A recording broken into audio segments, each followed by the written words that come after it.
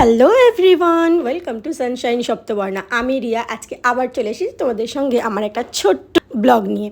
আর আজকের ব্লগটা কিন্তু খুবই স্পেশাল, কারণ আজকে রেইনি সোনার হ্যাপি বার্থডে বলে কথা, আর সঙ্গে রক্ষাবন্ধনের উৎসব। আর তাই আমরা ঝটপট করে সকাল সকাল স্নান ধান করে একদম রেডি হয়ে চলে এসেছি গণকে রাখি পরাতে, কারণ রেইনি গণকে রাখি পরাবে।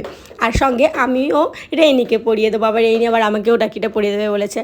তো এই করে আমরা সকালটা এভাবে আমাদের সুন্দর করে কাটলো গণর সঙ্গে। তো দেখো আমি এখানে আবার ওকে একটু রাখিটা পরিয়ে দিয়েছি সুন্দর করে। আর আমাদের কিন্তু খুব ভালো লেগেছে, আজকে সকালটা আমাদের খুব সুন্দর কেটেছে। আর আজকের দিনটা আমার খুবই ব্যস্ততার মধ্যে কেটেছে, যে কারণে আমি সবটা কিন্তু শ্যুট করে উঠতেই পারিনি। তো ছোট্ট করে একটা ভিডিও আমি তোমাদের সঙ্গে শেয়ার করছি। আর তারপর আমি রেইনিকে রাখিটা পরিয়ে দিয়ে আমরা সোজা চলে গিয়েছিলাম মন্দিরে, কারণ আজকে রেইনির বার্থডে বলে আমরা সকাল সকাল মন্দিরে পুজো দিতে গিয়েছিলাম।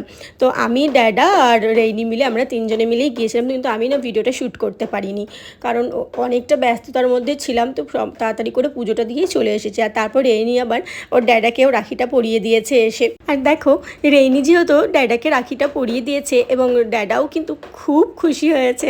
আর রেইনি যেহেতু দেখো ড্যাডা ওকে আশীর্বাদ করছিল বলে রেইনি খুব খুশি হয়েছে। তারপর রেইনি নিজে হাতে ড্যাডাকে এইভাবে রাখিটা বেঁধে দিয়েছে, আমি তো ভাবতেই পারিনি ও পারবে বলে। আর তারপর দেখো সন্ধেবেলা ওর দাদাই চলে এসেছিল।